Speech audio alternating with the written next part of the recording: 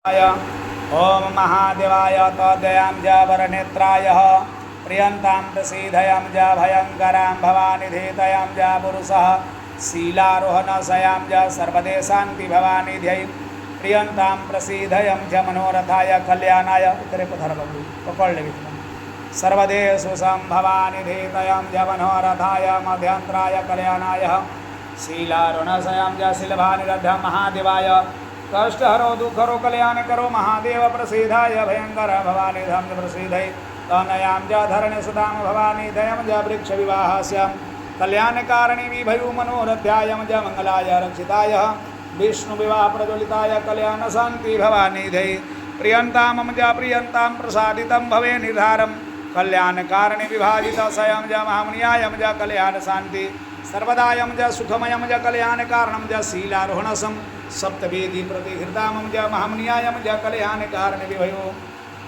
विष्णु विवाह के अर्थ में कार्य किया जाता है। सर्वप्रथम में गणेश गौरी नवग्रह का 27 नक्षत्र का पूजन के बाद जिस तरीका से कार्य होगा, तिलक का कार्य होगा, धनवटी होता है, वस्त्र चढ़ाया जाएगा, पात्र चढ़ाया जाएगा, नारियल का कार्य करने के बाद में फिर अपने अपने घर में हल्दी चढ़ेगा, मटकोड़ा होगा।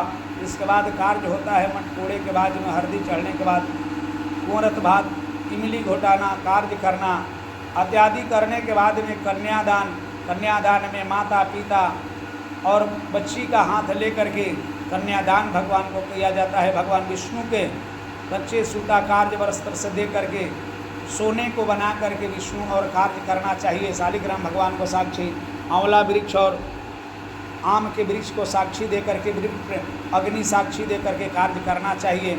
जिस कार्य में फिर कार्य होगा और माता पिता को शंखो दे करके शंखो उच्चारण कार्य करने के बाद में इच्छा प्राप्ति के लिए कन्यादान किया जाएगा। जो अभी कन्यादान के बाद शीलारोहण सप्तवेदी का कार्य किया गया है। अब इसके बाद में सिंदूर दान होगा।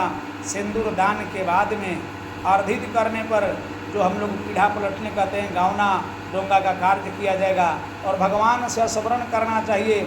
हे भगवान विष्णु, जिसका नाव आप स्वयं खेते हैं, जिसको हाथ बाहें आप पकड़ लिए, संसार में उसको ना कोई दुख, ना कोई संकट, ना कोई परेशानी होना चाहिए। ऐसे तो दुख सुख संसार में जो हम लोग जन्म लिए हैं तब से किसी को नहीं छोड़ा है, लेकिन समय के अनुसार अगर हाथ बाह जिसको धरा जाए तो कन्या और पति को दोनों को चाहिए कि दुख में हो तो भी रहना है, सुख हो तो भी रहना है, हर चीज़ में मुसीबत में हो अपने पति पत्नी को मिलाकर रहना चाहिए। कार्य को सफलता से कार्य करना चाहिए। हर समय जरूरी नहीं है कि हम करोड़ों रुपये में रहेंगे। कभी कभी घन घना, कभी मुट्ठी जाना, कभी अभिमाना हो जाता है। तब पर भी भगवान को साक्षी मान करके जिस तरीका से आपके पति के हाथ में हाथ को धराया गया, उनके दुख में सुख में उनको सलाह देते हुए रहना चाहिए। यही दुनिया का परंपरा है। कन्यादान का यही अर्थ होता है। और अपना अपना घर को अच्छे तरह से निभाना चाहिए, अच्छे से कार्य करना चाहिए। ब्राह्मण का आशीर्वाद लगेगा, भगवान विष्णु शिव का आशीर्वाद रहता है, गुरुजन, माता पिता, पुरोहित, पंच समाज का आशीर्वाद लेकर के यह संस्कार का कार्य किया जाता है। किसी को पानी ग्रहण कहा जाता है, सुमंगल कार्य किया जाता है।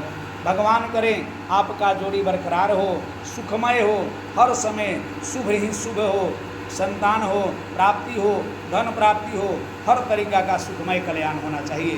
प्रेम से बोलिए विष्णु भगवान की जय, शंकर भगवान की जय, आदि शक्ति महारानी